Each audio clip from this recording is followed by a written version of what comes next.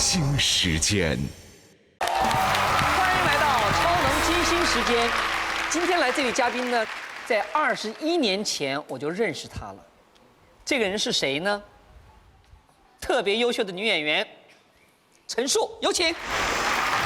陈数，著名影视剧演员，白玉兰奖、金鹰奖获得者。她出身艺术世家，能歌善舞，气质出众。她是暗算中聪明多思的黄依依，是倾城之恋中矜持要强的白流苏，是铁梨花中匪气十足的吴奶奶，也是我爱男闺蜜中外刚内柔的叶珊。她把中国女人的独立坚毅、美丽大气演绎得入木三分，演技备受专业人士的肯定和广大观众的喜爱。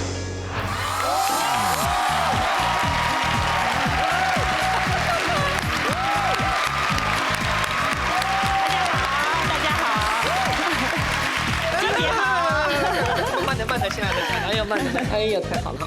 哎，你就坐，你我坐哪里？坐这边吧。坐这边结婚，你已经结婚了；坐那边能生孩子，但太远了。这让我好难选择。好，我的节目呢有个就是环节，就是所有嘉宾来吧，有个实问实答。我问什么你就最快速的回答就完事儿了，不用考虑的。好，就本能的回答了啊。好了，开始了啊，亲爱的。认为自己是个美女吗？还可以。OK。现在你成为电视剧女王了啊！你的身价是今非昔比，比初入行的时候翻了多少倍？10倍是不止的。哦，很好，10倍是不止的哈。那出行是什么时候？2000年，我第一部戏的片酬是2000块钱。2000块钱？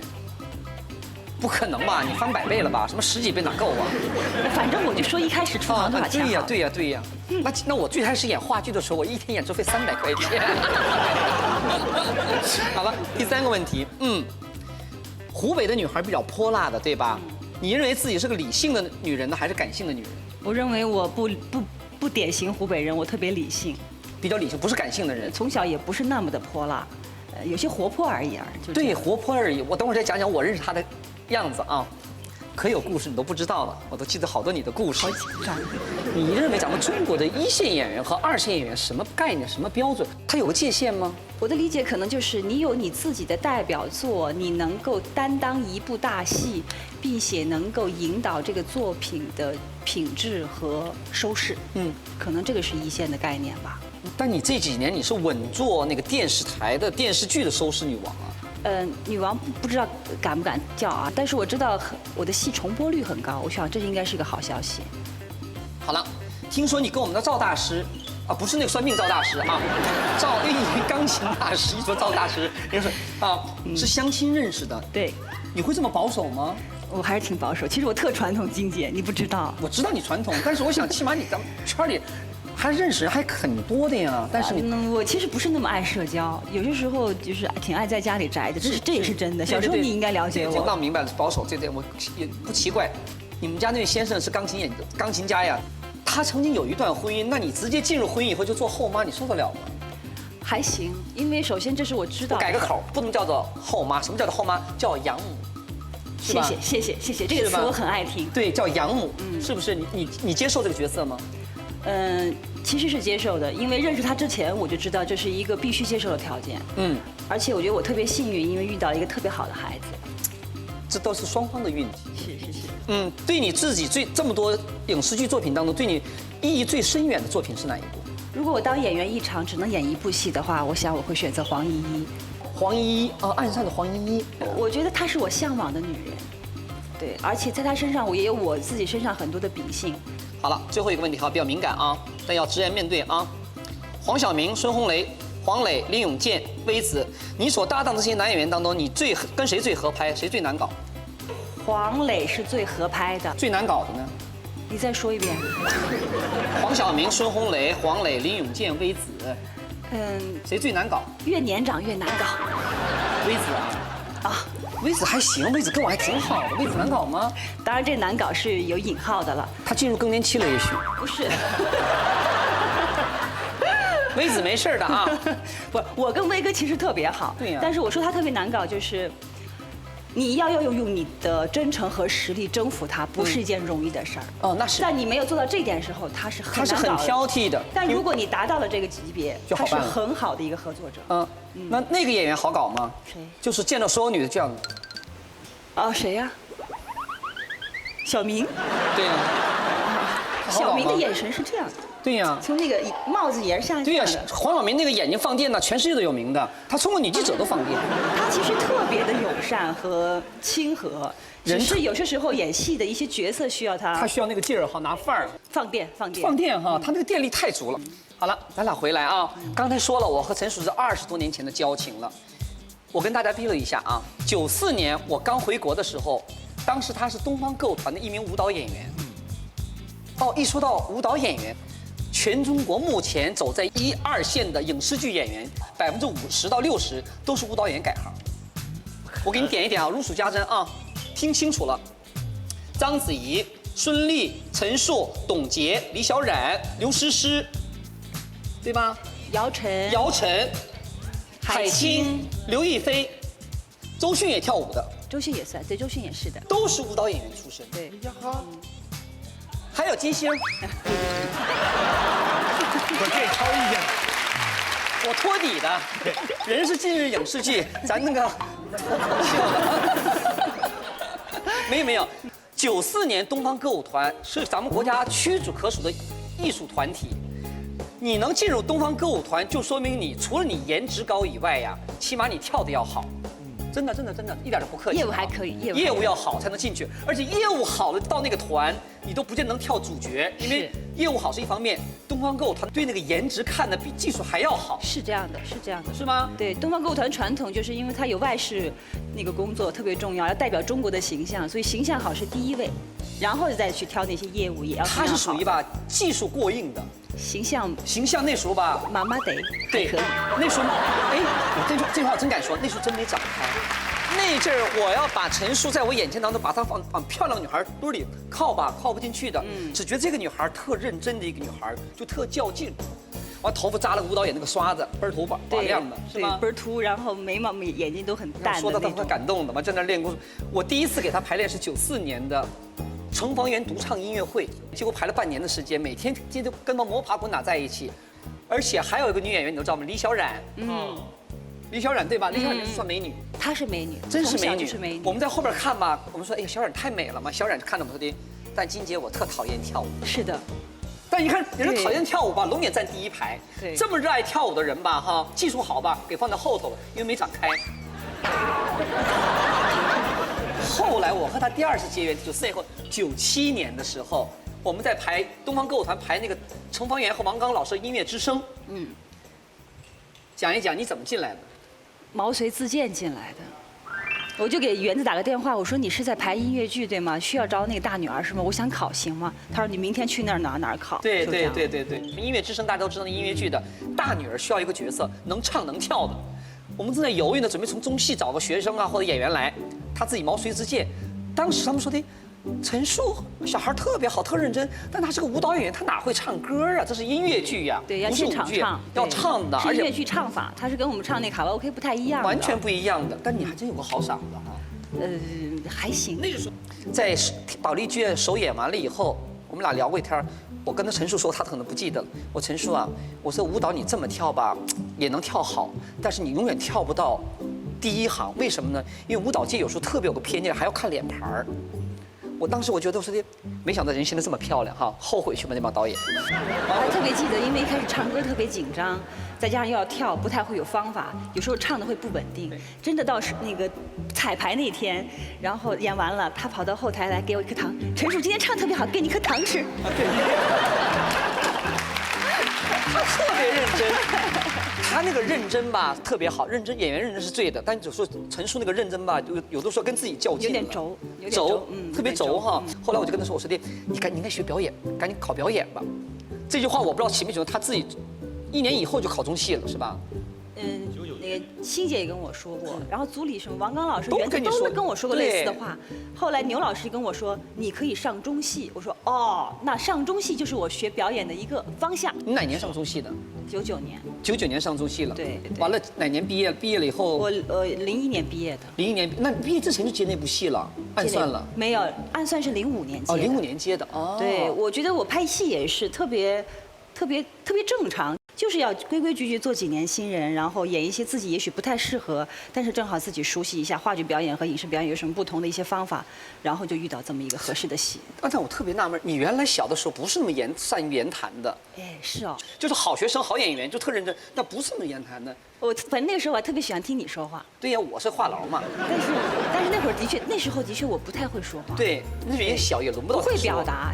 但是这几年我发现，可能是因为还是成熟了。你就不知道这个人什么时候那个花啪就开了，所以你说你喜欢暗算那个角色，但我觉得你真算是铁梨花啊，1000年的铁树开花不得了，真的。谢谢。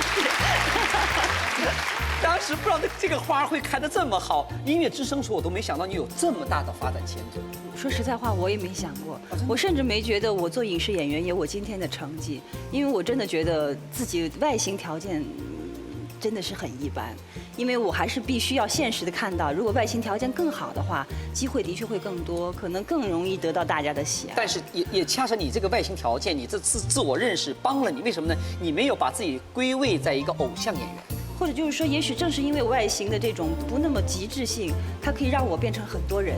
对，别人说陈数出了门以后脾气牌可大了，脾气可倔了。有吗？坊间传到我耳朵里头来了。我说有吗？我说我哪天我看一看，我调查一下。那可能是不像你吧？反正我出道一路以来，一直有人说，比方说陈数比较难搞啊，或什么的。是不是你就是平时比较不爱说话，给人感觉挺难以接近的？第一，一定不是属于那种见人就眉梢有眼开的那种，眉开眼笑那种类型，比方笑嘻嘻、小眼儿，不是。但是呢，还有一个很重要的原因，其实还是来自于大家对于做事情的态度。反正按我的话说，按照熟悉我的人来说，如果大家做事都比较靠谱的人，没有人说我比较难搞。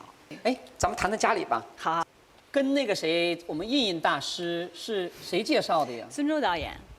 他给介绍的。他给介绍。他怎么爱干这事儿呢？他其实不爱干这事儿。最后我们结婚的时候，他在台上发言，他就说：“我做红娘的成功率是100%，因为我只做过这一对儿。” 2007年，经相思树导演孙洲的介绍，陈数与著名钢琴家赵胤颖相识。相似的艺术教育背景使他们情投意合，相见恨晚。恋爱4年后，他们在20多位亲友的见证下喜结连理，并于巴厘岛举办了婚礼。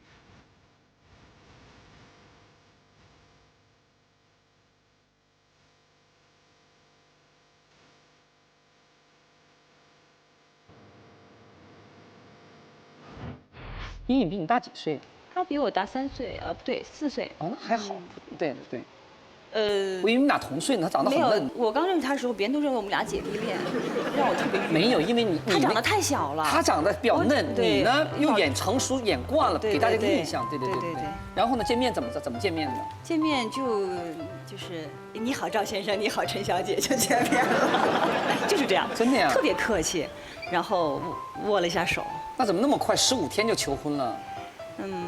按他的原话说，就是看得准，下手狠。他原话哦，什么时候你要采访他？看得准，下手狠。下次我采访他聊一聊，就跟那个钢琴家们摁那个键子，咚，就摁好了哈。然后就是没同意。他15天求婚，你不同意是原因什么？太快了，太冲动了。对。婚姻大事怎么那么冲动呢？完了呢？完了又第2次求呢？第2次求又隔了没拿戒指，一直都没拿戒指。到现在不给戒指，有了吧？现在有。对，同意之后，然后再去订的戒指。再订的戒指，对，看，胤颖多稳当！你同意了我再买戒指，不同意我还不还你钱。对吧？最后求了几次啊？最后反正就是他经常，我是这样的，我说第一，我跟他说了，你千万不要给我什么 surprise 啊，对，我说我特别不希望出现有一天在众目睽睽之下，你当众求婚，单腿跪地，然后送上戒指嫁给我吧，他才不会，我肯定会不同意的，他才不会那样，他不这样人，对，然后他应该他估计怕我当场会拒绝他，那对没面子啊，然后后来就几次都是就吃饭的时候啊，或者我们聊聊天啊，他就很无意的说，要不然我们俩结婚吧。我记得最后一次，他说，我们结婚吧，我说，可以，好，也是在吃饭的时候，就特别随意，就我们2个人。汉斯跟我求婚在哪儿呢？我们家在超市买东西的时候，我给儿子买尿不湿的时候，太太挑我说是我们俩结婚吗？我说啊，结婚了。就这么求婚的，就是这点我和他真挺像的，就是越不经说啊，就对了，越在公众面前越夸张的话，我就反而觉得有点尴尬。咱说面子小嘛，不是什么没见过，但觉得这是很私密的一个事情，干嘛这么嘚瑟给别人呢？很多人专门找人多说嘚瑟，求嫁给我。那他求婚正常了，他觉得这个女人是我的女人了。你跟妈妈聊起这事儿时候，妈妈没说这是2婚呢，没跟你说这个问题。好几个人都说过，但是家里人呢？但是其实我们家人最介意的还不是这个问题。其实我都跟印印快要结婚的时候，我爸爸还在念叨，其实印印各方面都挺好的，就是没有一个单位。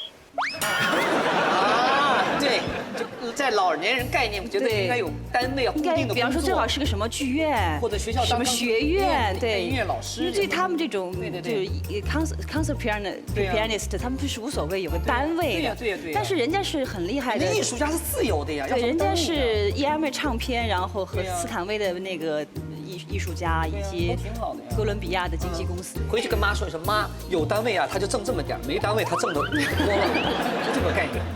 而且咱们国家有这么多青年钢琴家当中啊，印印还是比较低调的，而且钢琴弹得好，咱不说了啊，那怎么能成大师呢？家呢，做一手好菜哈。对，我觉得美食家他似乎更匹配这个称号。你不会做饭吧？有了他之后，我就更不会做饭。这咱俩差不多，我也不会做。哦，他还是美食家呢。对他美食家，而且超级大厨。但他一听说是美食家，我以为他爱吃。爱做。他做什么？他做广东菜还是什么菜？东西南北中西合璧，而且喜欢原创，而且喜欢思考。按他的话说，就是真正的意义的 chef， 而不是 cook， 对，不是厨子，是厨师 chef， 对，是对美食要有想象力的，对。所以在西餐里头 ，chef 是令人尊敬的艺术家。我这辈子是没戏了。其实我心目当中，我特别想嫁给一个 chef。因为我特爱吃，以前出国之前吧，咱们对中国对厨师啊有个概念，觉得好像做饭的嘛，对吧？错了，真正的大厨啊是艺术家。是，所以说我到了欧洲以后，我这种教育改变了以后，我说，哎呀，以后我嫁人，我一定要嫁个大厨师。然后以后有一天不做演员了，我和我大厨师开个餐厅，我觉得是最好的那个前台接待的老板娘嘛，对吧？老公在后面做饭多好啊！但这个梦想这辈子不行了，被一个德国人给霸占过去了。所以说呢，chef，我对chef特别高兴。那下次我一定到你家尝尝他做的菜。欢迎。你们俩发生过口角吗？吵嘴之类的？当然啊，斗小嘴肯定有。对呀，但是是他让着你呢，还是你谁最后妥协的？他其实有他比较固执和倔的一面。但这个倔的一面你是接受的？也不接受，因为有时候跟他说，我说你不要起态度，我说说事儿归说事儿，我说最后就是态度和情绪在主掌着我们俩的这个争吵了，我说那就没法弄了，就不要吵了，等你态度平稳了，然后咱们俩再接着说，打嘴仗呗。这理性的女人哈，哪儿都是理性，很理性的，真的。哎，那个大象，大象就是我们大师的儿子啊 ，Bruce，你跟他嫁给那个谁印的时候，大象几岁啊？我认识他的时候他5岁。他是个说话特别晚的孩子，都是比方你真好，你真笨，就是很短的字句在说。当然现在非常的健谈。但他一见到你的时候，觉得他怎么把你给对位呢？叫你什么？他一开始叫我肯定还是叫阿姨，对他刚认识的时候，我觉得我跟 Bruce 很有缘分。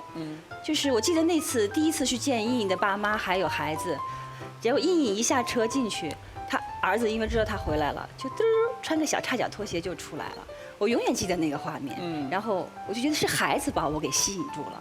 我走下了车，跟他进了他们家，然后呢，印印在那儿上课，然后孩子就在旁边什么，我还带了一个小玩具跟孩子玩，像乐高那样的一个玩具。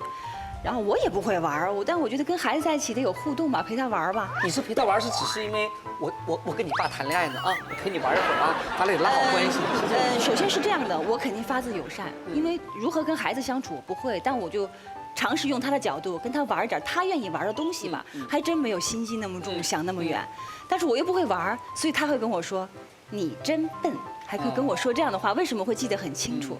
然后一会儿我觉得也玩差不多了，我说这样好吧，我们看爸爸上课，然后呢他好，然后我们到了钢琴旁边，因为孩子矮嘛，我就蹲下来，就这样搂着他，他一会儿就很自然地坐在了我的腿上。孩子是不撒谎的，他就是所以我觉得没有假的很好，他就觉得这个人我感觉有安全感，我愿意靠近他、接近他，是自然的反应。其实我不太介意这个名号上的东西，因为当我接受他那一天，跟他生活在一起那一天，我就知道抚养他将是我生命中必须要做的一件事情。但他亲生妈妈来看他吗？也看，肯定也看，肯定也看。其实爷爷奶奶希望孩子叫我妈妈，对我反而觉得别让孩子为难，这个对的，就分开叫没关系嘛。对，爱在这儿就够了。这个没问题，这个没问题了。那你呢？我时刻准备着，吧，该有了。刚才我就说了嘛，对，金姐老想着我，老提醒我。跟爸妈不聊这事儿，不聊，我爸妈不爱关心我的生活。那因为你太有主见，你爸妈觉得我这女儿全搞定了，没问题的是吧？估计是这样吧。然后爸妈刚要跟你聊了，女儿啊，我们什么时候能当外婆？你眼神就给怼回去了。我爸妈从来都不提这事儿，我爸妈直到我都已经就结婚了之前啊，这么多年，我爸妈从来没有祝福过。比方说，当我已经开始成为大龄剩女的时候，我爸妈从来没说，好好去找个什么男朋友啊，考虑婚姻大事，从来没有，永远是。祝我的女儿新的一年事业更上一层楼。还上哪儿？真的。还上哪儿？还要上班多高啊？可以了。盯什么呀？一谈到生孩子怎么那么紧张啊？你有压力呀。有什么压力呀？躺着就生呗。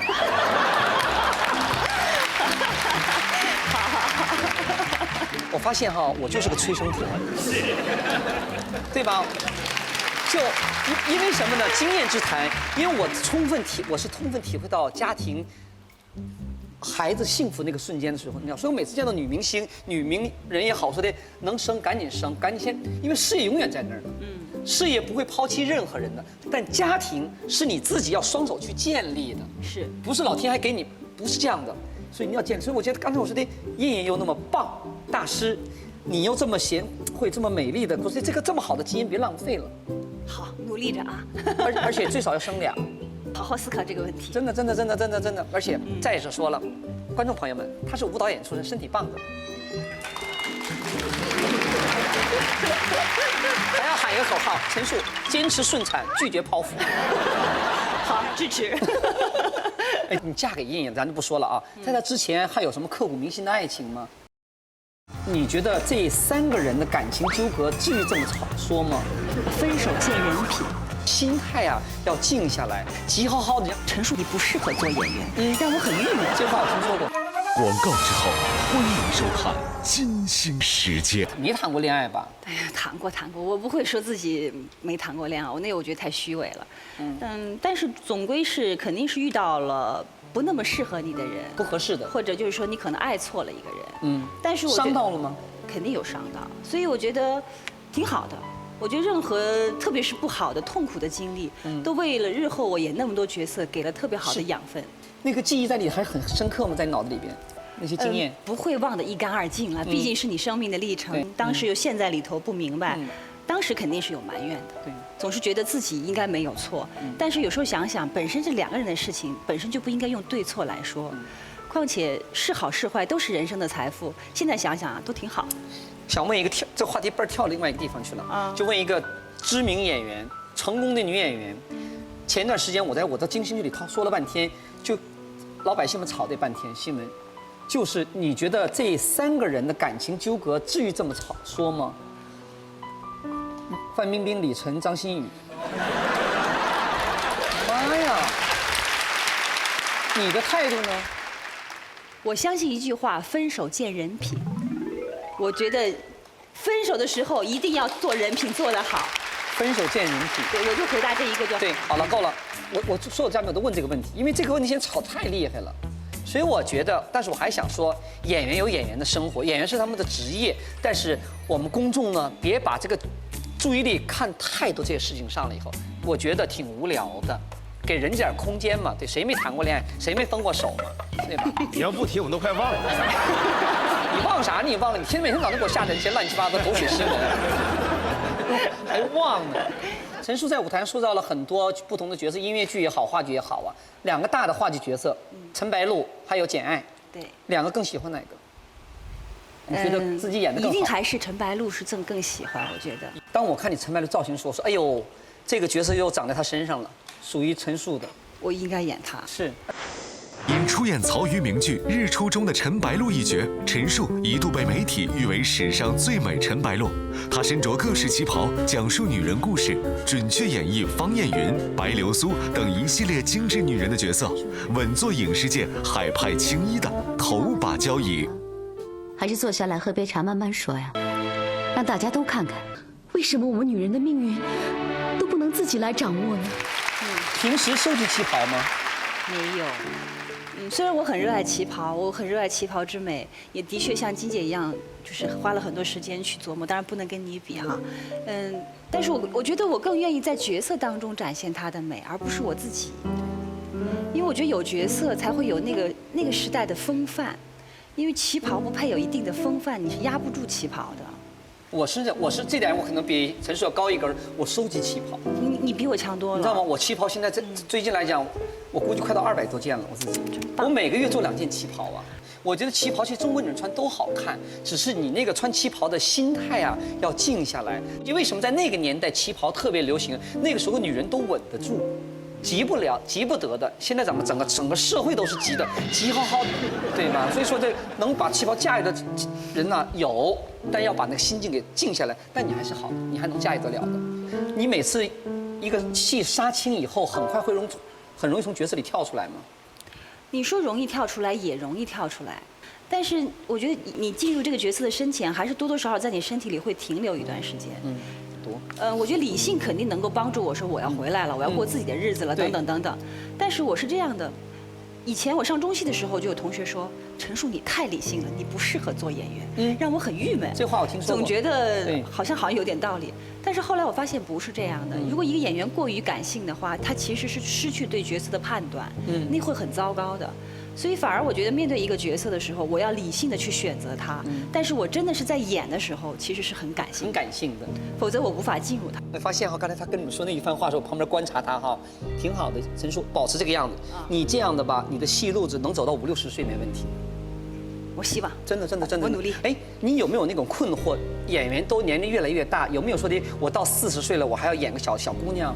没有，从来没有保持那个嫩的感觉。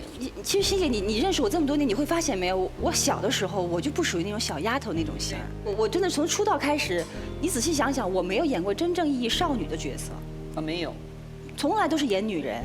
而且从更年轻的时候就演要比我大的。这次这个剧场我依然要演比我大，而且团队很强大是吧？团队很好。我觉得很难得，编剧是严歌苓老师啊，严歌苓老师这是严歌苓老师自己写的剧本，所以这个还是很幸运的事情。导演是杨文军导演，杨文军也是很优秀的导演，无论是在文艺题材、商业题材都很成功。跟你搭戏的呢？有孙淳老师，孙淳，然后姐弟恋的那个就是翟天临，翟天临那个，对，更年轻的小伙子。电视剧吗？电视剧，一个新的马上要播的电视剧。昨天我特意在家上网还看了一眼，然后我说，哎，我海报不错。完了，我老公说的，你采访谁呀那么认真？我是因为采访我特别熟悉的人，我才特别认真。陈数是个很理性的女人，但是她说那句话好，理性是我对生活的态度和角色的选择。当我投入到角色里边，我是个感性的演员，这一点是在她身上表现的比较淋漓尽致的。这么多年演了这么多角色以后，已经为人妻了，就还没为人母。但是我觉得，就你的理性真是把你塑造了，把你就不是塑造了，这话不对的，就把陈数转换成一个特别的与众不同的一个陈数。下一阶段呢，我要采访一下我们那个赵大师的赵莹莹说，那时候你要陪他过来的。好啊，为了他我来。我们家赵先生非常的欣赏金姐，谢谢。当然我也很崇拜金姐。没有，下次来说让我准备一个东西，他弹你唱的啊。啊，这么难？那当然了，这能放不到，对吧？来，掌声送给我们陈数。谢谢大家。不用祝福他的事业有多么发展，他事业好的呢。找当妈妈吧，谢谢。谈虎妈猫爸，金星自嘲是杨妈，拿亲姐开涮。 Stop！ 你敢动手，我就报警啊！我痛恨手风琴。话当今教育，金星接学区房，高压教育怪象我。说啊，中国有贵族吗？哒哒哒哒哒哒哒，哎呦，写得漂亮，咱孩子就是一张白纸，你爱今晚怎么画就金星怎么画。秀，金星与您一起念念开心的举个手。父亲。你们城里人真会玩呀！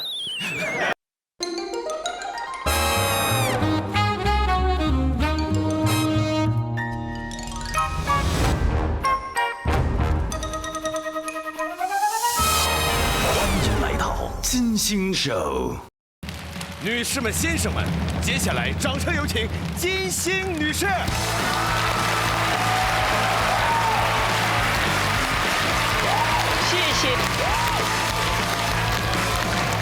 谢谢大家，欢迎来到超能金星秀。上个月呢，有部电视剧呢在东方卫视播的特别的火，不知道大家看了没有？叫做《虎妈猫爸》。我呢抽空呢也瞄了几眼，哎呦，长见识啊！一下子学了好多新名词，像什么虎妈猫爸啊，什么狮子老爷呀、杨姑姑啊，什么麻雀姥姥啊，哎呦，不知道以为还在看《动物世界》呢。看了几集以后呢，我做了一个小总结，我发现啊，这部戏之所以受到观众这么大的欢迎，是因为它牢牢抓住了当今的社会2大热点问题。哪2个？一个呢就是教小孩教孩子，另一个呢是逗小三儿，对吧？现在做女人多不容易啊，多苦啊！一手要教小孩，一手要逗小三儿，2手抓，2个手都得硬起来。开个玩笑。据说啊，《虎妈猫爸》播出后呢，连那个英国的 BBC 啊都报道了这部电视剧在中国热播的现象。看来虎妈猫爸这个问题不光在中国，在全世界范围内也具有普遍性。那么到底是做虎妈呢，还是做猫爸呢？我相信电视机前的观众肯定有很多的困惑。所以今天的超能金星秀呢，我们就专门来聊一聊虎妈猫爸这个话题。是老虎还是猫，咱们拉出来溜溜啊！我相信各位家长朋友们，只要你们看完这一期的金星秀，你们就会更困惑的。欢迎来到金星秀。记得电视剧刚播的时候呢，就有观众提问说：“金老师，你在生活里是不是也是虎妈呀？”哎呀，你这问题还用问吗？你这气质往上一摆，你不是虎妈，你还是 Hello Kitty 啊？沈楠，对不起，姐姐让你失望了，我还真不是虎妈。不是姐，你就别谦虚了。怎么了？全中国谁不知道啊？在评委席上一坐，你就慈禧太后；往脱口秀舞台上一站，你就是武媚娘。那在生活当中肯定是虎妈呀。小南，你知道什么叫虎妈吗？虎妈这个词最早来源于一个华裔美国母亲蔡美儿，她靠着严厉的教学方式，把2个女儿送进了哈佛大学，而且还写了一本书，叫做《虎妈战歌》。打那以后呢，大家把这些对孩子进行高压教学的母亲都叫做虎妈了。所以，不是说虎着一张脸啊，就是虎妈了。你看，我对你经常虎这张脸，对，我能是你妈吗？从逼孩子学习这个角度来说呢，我跟虎妈这一称号啊，1毛钱关系都没有。为什么呢？原因很简单，因为我在读书这件事上从来不对我们家的孩子有什么苛刻的要求。打个比方说吧，最流行那个学区房，你们看那个电视剧里边那个赵薇，哎呦，在那忙上忙下的，整整4、5集，就是为了给他那个孩子读重点小学搞个学区房。咱们让倩倩上第1小学，上最好的小学。看见那大姐了吗？人家在北京可有3套别墅，没办法，没学区房，前年在我这儿成交了。吃饭啊！我不吃，我也省钱换房。咱没钱买那学区房，哪来钱啊？把我们现在房子卖了，我们就有钱买了。你不说那房子多贵呢？你能买得起吗？政策改了，学区房必须住满2年。前年才可以上第1小学，我们才住了1年，不够。咱们那破房子白买了。我女儿上不了学了，现在。哎，姐你别说，喝什么呀喝？你怎么这么？我怎么了？啊！你们骗人！你们是中介吗？你们是骗子，都是干什么？这学区房啊，是很多家长的心头痛。记得上一次有是跟一个姐妹聊天，我随口说了一句：“哎呀，现在上海的学区房真是不便宜啊！我看见上海的父母真是操碎了心了。徐汇区的房子已经卖到了9万1平米了。”结果呢，我那个姐妹从鼻子里哼了一声。徐汇一套房啊，在我们的海淀呢，也就是个卫生间。哟，这口气大的，你知道吗？中关村那一带的学区房现在多少钱吗？我说多少钱啊？36万1平米。他这一说呀，把我当场就给镇住了。天哪！结果我姐妹说了，贵就算了，关键你还买不到呢。她说了，她有一个朋友为了搞套学区房都离婚了。我说真的假的？至于吗？他说的，这个朋友呢，家里条件还算宽裕，可当初买房的时候呢，没有考虑到孩子，投资失误了。他们那里的学区房主要是集中在哪儿呢？东城、西城和海淀，简称东西海。可这朋友呢，买了2套房，没一套买在海里。孩子马上要读书上学的年纪了，夫妻俩这一狠心呐，就决定把房子给卖了，去买学区房。结果这么合计一算，2套房子卖了才刚够首付。结果呢，夫妻俩没办法，只能办一个假离婚，申请到了首套房的贷款资格。你想，这哥们儿原来也算是个中产阶级，奋斗了10几年，最后还落了个非法同居，住的只有他们家以前厨房那么大小的公房，还欠了一屁股房贷。你说惨不惨？他这边说着呢，我这边就听了跟天方夜谭似的。最后呢，我感慨了一句：“哎呀，你们城里人真会玩啊！”现在回头想想，不知道我是不是脑子天生缺根弦啊？自从我第一个孩子幼儿园升小学的时候，我压根就没操过学区房这个心。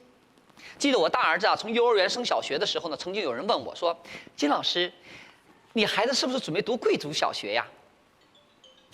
我说：“啊，贵族？中国有贵族吗？中国贵族在哪儿呢？不就一帮土豪吗？我儿子干嘛跟他们混到一起呀？”我呢，就在我们家附近公立小学。然后呢，那个人就恍然大悟了。哦，那金老师你买的肯定是学区房喽？我说没有，我找的是离我们家最近的学校，方便我们孩子自己上学，我才不送呢，多累呀！不是姐，那你家孩子的学习成绩能行吗？这么说吧，小学1年级英语测试，我那大儿子啊，就拿了第2名，不错呀，全班倒数第2。不能吧？你家不还有个老外呢吗？是啊。有人问过我，汉斯不是猫爸吗？对吧？我说绝对的是，他不光是猫爸，而且是很懒的加菲猫。你说我们家汉斯一个德国人嘛，会英文、会德文、会法文的，但到现在为止，他都没教过孩子一句。他们德国人的脑子里也没有这根弦儿啊！我儿子进小学前，我们连26个英文字母都没教他，我当时还挺美的呢。我说，老师，咱孩子就是一张白纸，您爱怎么画就怎么画。结果呢，我想的挺美的，老师呢想的更美。我们指望老师给孩子补习，老师呢还指望我们给孩子自己请补习的老师呢。那一次英语测试以后呢，老师把我叫去谈话了，然后语重心长地跟我说：“金老师，你还是想想办法给你儿子在外面补课吧。”我说怎么了？他说：“你儿子英语差也就算了，好歹你们家有英语的环境哈。可是您的孩子数学也不怎么样啊。”不是一般的差呀。他说有一天上课的时候呢，他问所有的同学100块钱里有几个10块钱，结果呢，你们家的孩子很开心地举了手，1个。你说这孩子再不补课的话，我怕他以后长大了会被人骗呢。是啊，我就直接就跟老师说了，我说的，老师，谢谢您啊，补课什么的呢，我肯定不会参加的。我知道你们很辛苦。关于我的孩子呢，我也没想过让他名列前茅，只是让他跟同学搞好关系，然后在班里上能跟得上就可以了。这样吧，老师，我也不给您太大的压力，你呢也别给我们家的孩子太大的压力，拜托了。妈呀，你就这么说的啊？我就这么说的。我估计这个老师啊，从来没见过这么不求上进的家长。这叫别人家的家长，那就是经济。结果呢，我家老大在小学、初中读书成绩呢，就是一直在中游晃的，一直到他英国上学为止。这一到了英国以后，学习压力一减轻，哎，他的学习成绩反而上去了，突飞猛进的。数学在他们学校里名列前茅，英语就甭提了。一个学期以后呢，还代表他们学校参加什么演讲比赛了。而且演讲的题目就是论中西方教育的差别。前2天呢，他还给他爸爸用英文写了封信。我一看那英文呢，哎呦，写的比我麻溜多了，漂亮，已经很有英国绅士的味道了。尊敬的爸爸，儿子一个人远在海外，不能时时聆听你们的教诲，甚是挂念。哒哒哒哒哒哒哒哒，哎呦，写得漂亮，用的都是那种老派的英语的书面语，洋洋洒洒的写了一大堆，最后来了一句。如果阁下不愿看到您的孩子在近期因为经济的问题而陷入窘迫之中，请速汇款。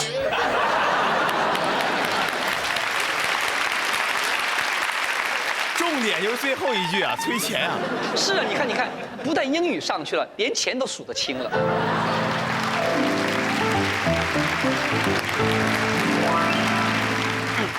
自从我开了这个金星秀以后呢，很多的年轻妈妈会询问我一个关于教育方面的问题。他们大概误以为我在教孩子方面有很多的心得，我今天这么一说吧，他们估计会很失望的。这就叫什么呢？有眼不识金镶玉，错把杨妈当虎妈了。是，真的，你这就属于挂着虎头卖羊肉。呀，不过呢，不要紧的，我告诉你，我可以说说虎妈的例子给你们听听。我在我生活当中，我确实认识一个虎妈，而且我和这个虎妈的2个人的关系特熟。你知道谁吗？谁呀？我姐，我亲姐。姐就是你经常提到那个个性非常倔强、宁死不屈行，18岁之前差点被你妈打死那个姐姐。哎呀，行了，开玩笑，我还能有几个？就那个姐姐，我就一个姐姐啊。我姐呢，不是没被我妈打死。俗话说得好啊，大难不死必有后福啊。她读书读得特别好，那个时代啊，我姐姐就典型的学霸了。她精通中文、英文、日文、韩文4门语言。结果中国读大学，美国念研究生，毕业了后直接进日本的公司做了高管，最后嫁了一个美籍韩国人，1门语言都没浪费。我姐培养孩子那可是彻彻底底的虎妈，在日本企业做得好好的，已经是高管了，有了丰厚的薪水了。结果呢，嫁了人，有了孩子以后，把工作啪辞掉了，做起了全职的太太，天天在家带孩子。我姐家呢，他们住在哪儿？住在美国纽约的 Long Island 长岛附近。你想美国学校假期又多啊，长岛那一带呀，就那个亚裔的家庭补习课呀，那氛围又浓厚。他就整天开着车接孩子、送孩子，上完这个补习班，上那个补习班，再学什么文化课就不说了，还有什么学钢琴呐、学跆拳道啊、学网球啊、学游泳了。哎呦，我估计这孩子呀，除了不会飞，啥都会了。飞也会。我告诉你，我姐假期还专门带他们去什么休斯顿参加那个 NASA 的什么夏令营，接受宇航员的培训。而且我姐的教育方式完全是中西结合式的，像什么关紧闭呀、写检查呀、罚抄啊，这些祖传的家法一个都没落下。除了不动手打，所有我妈妈小时候在我们俩身上施展的招数，她现在是如数家珍的用在了她孩子身上。那也行啊，也算是有进步了，至少不打孩子了。进步啥呀？你以为他不想打孩子，不想动手啊？他那是在美国，没办法呀。有一次，我那个侄儿练钢琴的时候不认真，他恨得咬牙切齿，就想动手打了。结果手还没举起来呢，那小家伙立马就喊 ：“Stop！ 你敢动手，我就报警！”把我姐气得浑身发抖，回头呢，只能在电话里跟我哭诉说：“星儿，人都说美国好，这个好那个好，好什么呀？还不让我们东北那旮瘩呢。”连孩子都不让打，你说气不气人呢？我教训他，我说：“哎，姐，你想想，你小时候被咱妈打那个惨的时候，不还在哭着喊着喊解放军叔叔来救你吗？啊，你这好了，伤疤忘了痛了是吧？不过呢，在他这种高压的政策下，他的2个儿子确实培养得很出息。大儿子考进了哈佛医学院，二儿子考进了纽约州大学的商学院。我姐把他这2个孩子培养出来了，自己在当地也成名人了。因为呢，那2个孩子念的是同一所中学，那个中学70%、80%都是华裔和韩国学生。校方呢缺少这么一个能够同亚洲家长沟通这么一个人，而我姐呢在之前又是家长会的会长。又会中文又会韩文，说学校最后干脆呢把我姐聘为他们学校的副校长了。哎呦喂！我说培养了这2个孩子，把自己也培养成副校长了。我姐特骄傲，一打电话还跟我显摆呢。星儿，现在看看你们家的孩子怎么培养了吧。我说边待着去。你们家的孩子进名校进名校呗，我家的孩子无所谓。我心里话了，我最讨厌人和人比了。我的2个侄子当然是人中龙凤了，但我觉得我们家的孩子也不差哪儿去呀。所以金姐在这里说，家庭和家庭不一样，教育孩子办法也要因人而异，因家庭而异。做虎妈还是做猫爸，还真没有什么个定数的啊。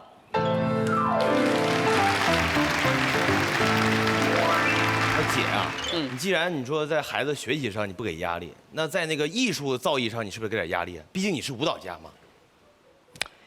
哎呀，怎么讲呢，沈楠，你别说了啊，这事儿是我的一块心病。为什么呢？你好比吧，有一次6一儿童节啊，我儿子呢被他们老师派去演相声去了。我这一听我就乐了，哎呀，不错呀，儿子啊，果然虎母无犬子啊，你都会说相声了。我怎么不知道你有这手艺呢？啊，来，快点，是不是偷偷跟妈妈学的呀？这个时候，我那小儿子哭丧着脸说：“妈，你还好意思说呢？这都是被你给害的。”我说咋回事？这跟我有什么关系啊？我儿子说了，自从你那个金星秀播出以后，结果被我们学校老师看到了，他们就说：“哎，谁谁谁，你妈妈这么能说，你是他儿子啊，对不对？应该也差不到哪儿去。来来来。”这次学校文艺演出，你就给同学们表演一段脱口秀吧。我儿子呢使劲推呀，但是说不行，推不掉。老师说，好吧，那你不说脱口秀，退一步，你就总得出个节目吧。那这样吧，要不你就干脆说相声吧。我儿子也不说相声，死活不干。最后老师没办法，推了一步说，那好吧，相声就让别的同学去说，你就演那个捧哏的。啊，没多少台词，只要在旁边哼哈，旁边配合说2句就可以了。是，就那几句嘛。嘿，好嘛，你看看，我说没错吧？是这个名儿。对，小南就这样子。结果我小儿子就老大不愿意的拉了个脸就去表演去了。表演回来以后，我还打趣儿呢。我说：“哎呦，我们家的小侯宝林回来了，大师哎！哎，大师啊，你的脸怎么黑恰恰的呀？”他说：“妈，你别逗我了好不好？这些事儿啊，都是我不愿意去做的。我告诉你，我哪有那么多情绪啊？”很多人会说，金老师，你又跳舞又说脱口秀，那您家的孩子怎么也得会1、2门手艺吧？让您失望了，大家对我的期望那么高，我反而更郁闷。我想我们家3个孩子啊，老大呢喜欢运动，打橄榄球、足球；老二呢肢体不协调。你说我今天我这一身才艺怎么就后继无人了呢？于是我就把我全部的希望寄托在我们家小儿子身上了，希望他能发扬光大我们老金家的艺术道路。有段时间呢，我就准备安排他学一个什么呢？手风琴。啊，其实让他烧手风琴呢，后来想想，只不过是我自己的一个梦想，因为我个人特别喜欢手风琴。小的时候不是老看那俄罗斯电影长大的吗？哎呀，那卡秋莎，哒哒哒哒哒哒哒哒哒哒，想象一下，一个高大英俊的小伙子，俄罗斯小伙拉着手风琴在白桦树下，俄罗斯姑娘们翩翩起舞的时候，哎呀，多美呀！我就幻想着有一天我儿子拉着手风琴把那儿媳妇骗回家。可我儿子死活不肯学呀，他这一背上琴呢，就跟上了枷锁一样了，哭上了脸，嘴里还念叨着：“妈，我痛恨手风琴，我完全是给你面子。”我说：“儿子，就当你对妈妈的孝顺了。”我还给他挑了个特别难学的手风琴，是那种8扬式的，不是那种黑白键的，明白吗？那键盘全是圆球的那种。他每次拉琴的时候，哎呀，我和我先生在旁边隔壁听啊，就跟那个《电锯惊魂》似的。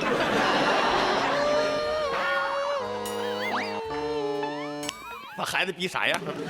好歹学了1年，他那个老师呢，最后到美国去留学去了。哎呦，给我儿子乐坏了，把那琴啪就扔那儿了，兴奋坏了，终于解放了。妈妈，我终于可以不学手风琴了。后来呀，我有一次我碰到一个画家朋友，我就跟他聊起这个很郁闷的事情。我说这怎么办呢？孩子艺术细胞培养不起来呀。那个画家朋友用他的鄙夷的眼神就跟我说了：“金星啊，这有什么呀？嗨。”你看我水墨工笔、篆刻金石样样精通，可我儿子呢都10岁了，画个水墨的兰花，旁边要不画一个箭头，写上这是兰花啊，估计都没有人认出来。以为是西兰花呢。谁说艺术家的小孩就一定要成为艺术家呀？你作为一个家长，应该去发现孩子的兴趣，然后再培养他朝这方面发展。朋友说的在理儿，对吧？所以呢，我就开始观察了，我想发现我们家小儿子到底对什么感兴趣。发现没有啊？发现了。啊，我最近发现了，这小子啊，他的兴趣和我先生是一模一样，简直就是他爸的翻版。喜欢什么东西呢？他喜欢他爸爸喜欢的东西。我们家汉斯呢，喜欢看什么？看电视。一看电视，专门爱看那个 Discovery 探索频道，纪录片，好嘛。每次看电视看到大白鲨，那可认真了，那嘴张得跟大白鲨似的呢。然后呢，他就跟他爸一起看探索频道，父子俩还得交流，你一句我一句的，可认真了。哎呀，我这属于无聊啊，我就会去看那个虎妈猫爸，爷俩啊，哎呦，别看多鄙视我了，看完以后，瞧我妈的层次。哦，对了，连我们家那个厕所卫生间啊，也是专门为他们父子打造的。怎么呢？厕所的各个角落里堆着各种各样的书，什么生物学呀、昆虫书啊、恐龙啊、科普杂志啊，这边3本，那边2本，就这个马桶边上全是书，他顺势能拿到一本书在那翻书看。然后2个人呢蹲大号的习惯也是一模一样，夹本书就进去了，没半个多钟头40分钟出不来的。有时候我就急了，我就喊小三，给我出来！你再蹲下去的话，会把痔疮给蹲出来的。然后我儿子就说了，我爸上厕所也这样。我说的，我不管你爸，你爸已经是老头了，你不行，你还是小孩呢。所以说，我们家的小儿子在兄弟姐妹当中，他是最爱看书的。有时候我就想了，虽然我们老金家可能出不了个艺术家，对吧？艺术细胞在这代人已经全军覆没了，可能有点可惜。但是呢，如果有一天也许出了个科学家或者生物学家什么的，也不错呀，对吧？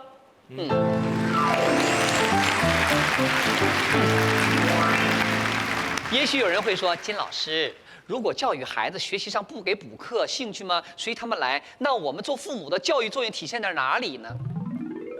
我跟大家讲个故事。东晋的时候，有一个宰相叫做谢安，这个人在历史上是很有名的。他老婆呢，有一天跟谢安发牢骚说了，人家都说你学富五车，满腹经纶的，但你怎么就不好好教你的孩子呢？谢安说了，我怎么不教他呢？我每天都在教他。我自己的行为言表就是给他最好的教育。这个故事我印象特别深刻。我觉得很多的时候，孩子受到的教育啊，未必是你耳提面命安排他去做那个做这个，可能更多的是受到了你的日常行为和家里的环境氛围的熏陶。有一次，我带着我的孩子去旅游去，到了机场，他们就能看到妈妈带着他们安安静静在那排着队。他们也在我身边安安静静地排着，结果呢，身边就有个女的，嘴里叼着飞机票，手里拿着大包小裹的，风风火火的就跑过来了，然后看也没看，哗啦就插在我们前面了。于是呢，我就跟孩子说：“孩子，咱们往后撤一点，让阿姨先走啊。”孩子就奇怪了，说：“不是我们先排队的吗？排在前面的吗？”这个时候呢，我故意提高嗓门说了句：“我说，孩子，那位阿姨呢，公交车坐惯了，没坐过飞机，她不知道飞机上每个人都有座位的。”结果前面那个老娘们听到了，就说：“怎么说话呢？谁没坐过飞机呀？”我说：“哟，还问我怎么说话呢？你自己怎么做人呢？没看见吗？小孩都知道排队，你大人不知道排队呀。”那个老娘们看我比她还横，就不吱声了，哼，头都不回就不理我们了。这个时候呢，我继续教育我的孩子，我说：“孩子，记住了啊，以后见到这种人呐，你就永远让他们先走，咱们的日子长着呢。”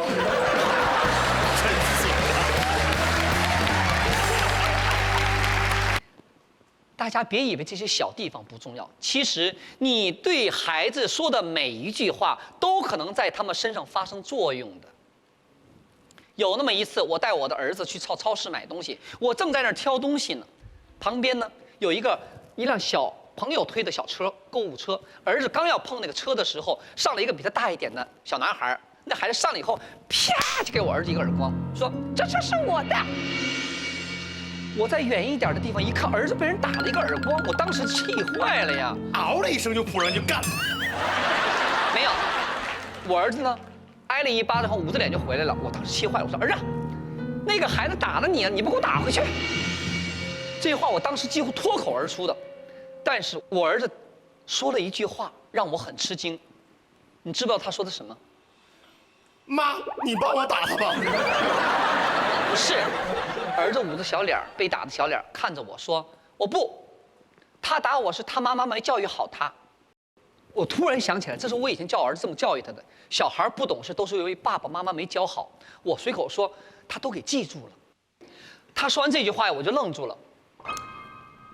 作为任何一个妈妈来讲，看着儿子被人无缘无故的打了一巴掌，心里当然挺难受的了，对吧？但是，一个5岁的孩子能跟你这样说话，其实你心里特别的高兴。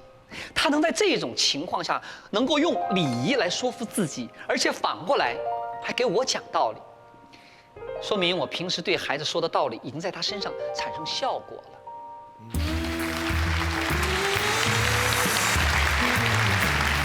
很多人问我情感问题，我的主张是呢，先成家，后立业；而在教育孩子方面呢，我的主张是先做人，后成才。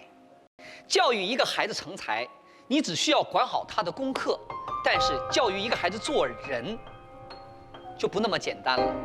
他的身心是否健康，他的人格是否独立，与人沟通的情商如何，是否有正确的道德观，这一切最初可能是由你所奠定的。所以，亲爱的家长，你可以是虎妈，也可以是猫爸，但你要永远记得，你培养的应该是一个人，一个具有完整人格的人。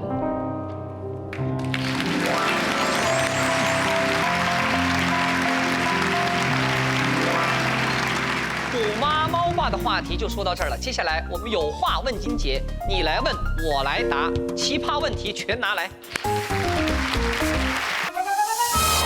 欢迎来到金星手。欢迎回到现场。如果刚才的脱口秀还没看过瘾的话，没关系，咱们还有一个压轴环节，有话问金姐。来，咱们看看第一道问题。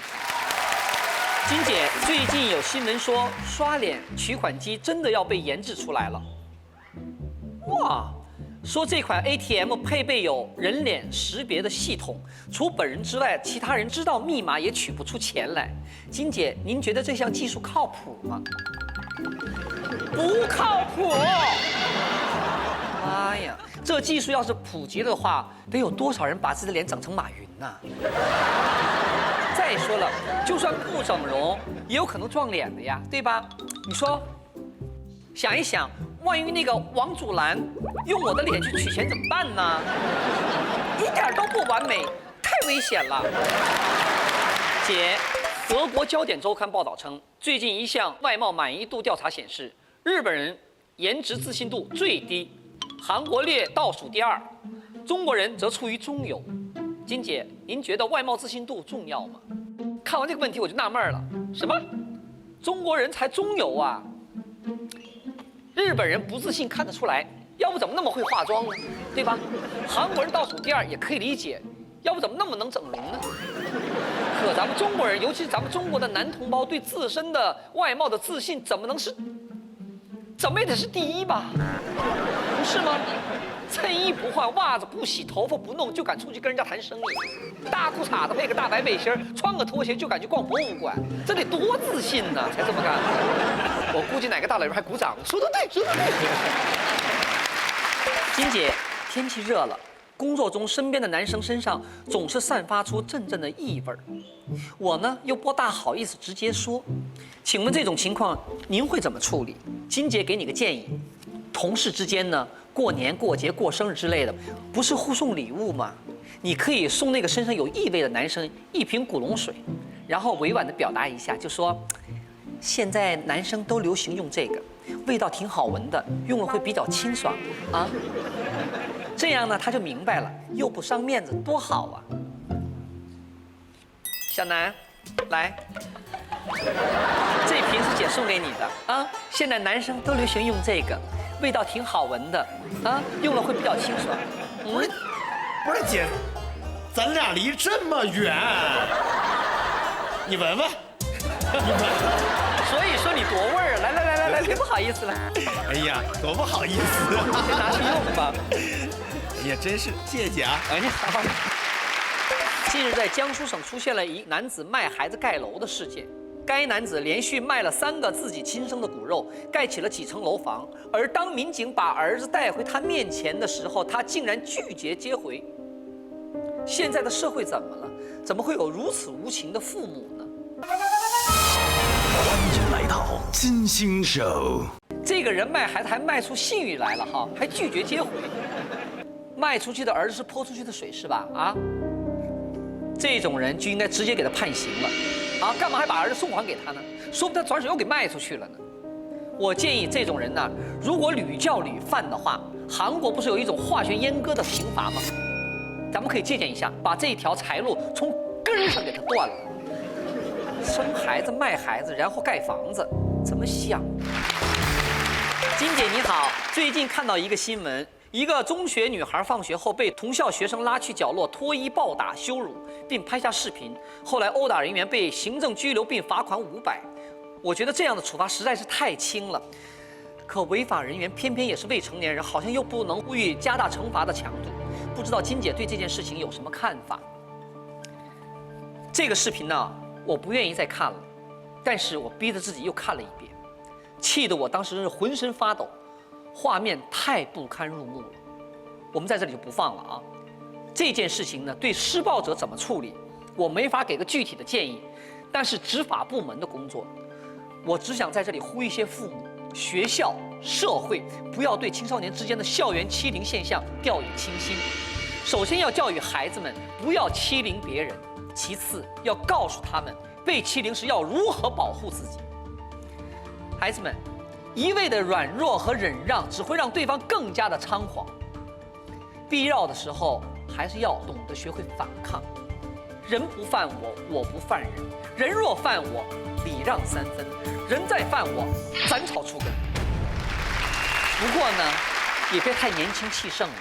除根的时候呢，也要注意一个度，啊。金姐，不知道您最近有没有看到过快递员强吻女客户这条新闻？我觉得有可能这个女客户在家里一招太过暴露，不然怎么会有人刚见到一个女生就扑上去非礼呢？金姐，你说对吗？既然你诚心诚意问这个问题，那我就回答给你啊。你的推测呀，看起来挺有道理的，但实际上是胡扯。快递员的罪行已经是既成事实了，再往严重一点说呢，判个强奸未遂都是应该的。什么叫做穿着暴露啊？就算你不懂法，你不会换位思考一下的吗？假设开门的是你老婆。你觉得她因为在家里穿的睡衣就该活该被人非礼吗？就你这种想法呀，一辈子都讨不到老婆的。我告诉你，金姐，最近网上有个特别火的视频，叫做“与亲人对视3分钟”。实验中，1半以上的挑战者不能坚持3分钟，而且很多人面对亲人流下了眼泪。我看了觉得特别的感人。金姐，请问您跟自己的亲人对视3分钟吗？来，先让我们看看视频。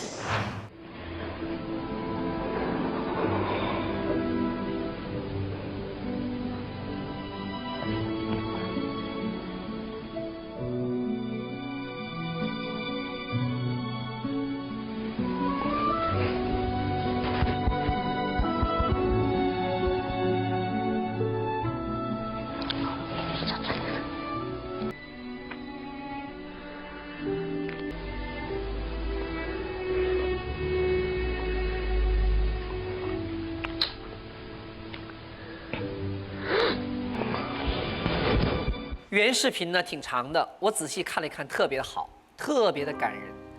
看完这个视频呢，我真的回家跟我先生汉斯试了试。3分钟后呢，我倒是没哭，就是汉斯呢，这些年脸上皱纹多了好多。我就摸着我们家汉斯的脸说：“哎呦，挺帅的一个德国小伙子，看看这些年都被我折磨成什么样子。”但是那都是爱的奉献。姐姐，我头发也白了，只不是为了观众您的视觉效果，把它给染黑了。岁月对任何人，该留情面时候留情面，该狠的时候也一点都不客气。今天呢，有话问金姐就到这里了，谢谢大家收看《超能金星秀》，咱们下周3再见。